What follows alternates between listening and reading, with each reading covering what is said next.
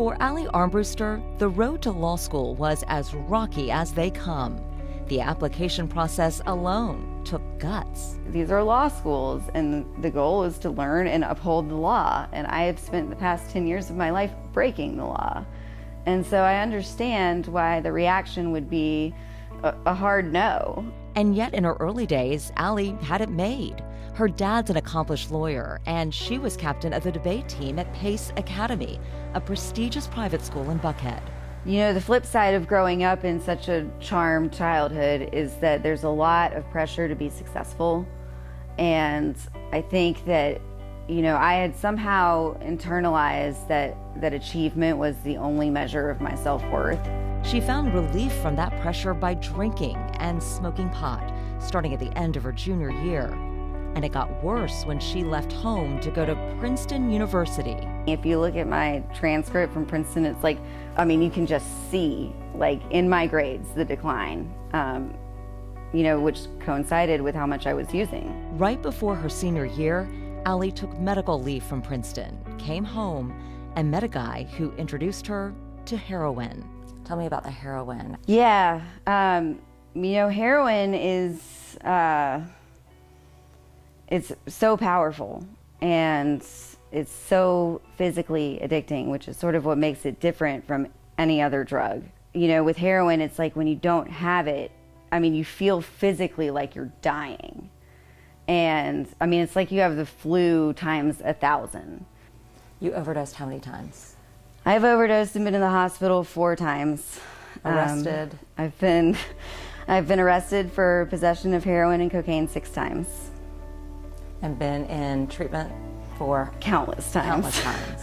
Yeah, I've been to inpatient, I've been to outpatient, I've been to just about every halfway house in Atlanta.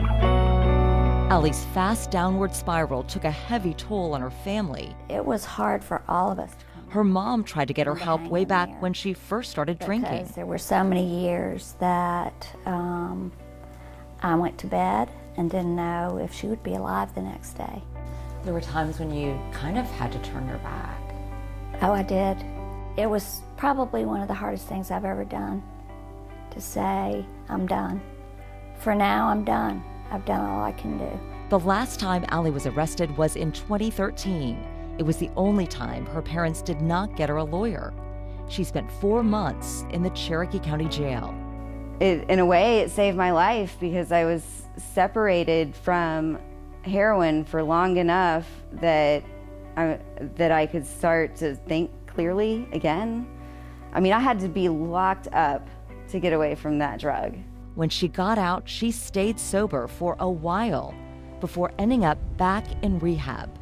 Only this time was different. Something really clicked. But I went to rehab the last time and they were like, maybe you should go back to school. And so that's what I did. And it was like, as soon as I did that and I started to feel good about myself, everything started to change. Allie went to Oglethorpe University to finish her bachelor's degree, but had one more big setback. Her final overdose was her rock bottom. When I woke up in the hospital, I had like a sense of willingness to do the work, to do what I needed to do to get sober that I had never had before. Her family was also ready to do what they needed to. Every time Allie wanted to try, I stood with her. And that was a lot of times. Well, it sounds like you've come up with a plan. And my family did too, my sister did. And eventually, it worked. Allie began a 12-step program, started doing yoga, and set her sights on law school. Not only did she get into GSU, but she earned a scholarship. I am forever grateful that this school took a chance on someone like me.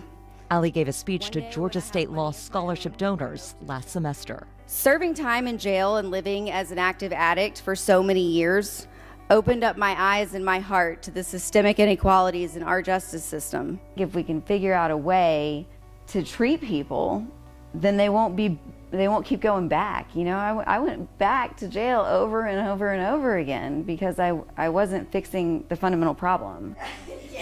After about a decade of drug abuse, Allie's been clean and sober for almost 3 years. She's fun and she's funny, and you know, she tells me the truth, and she's working hard, and it's just a joy.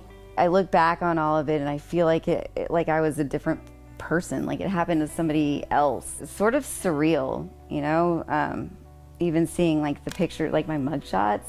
To me, it's like I'm looking at a completely different person. It's important for people to know that there is hope.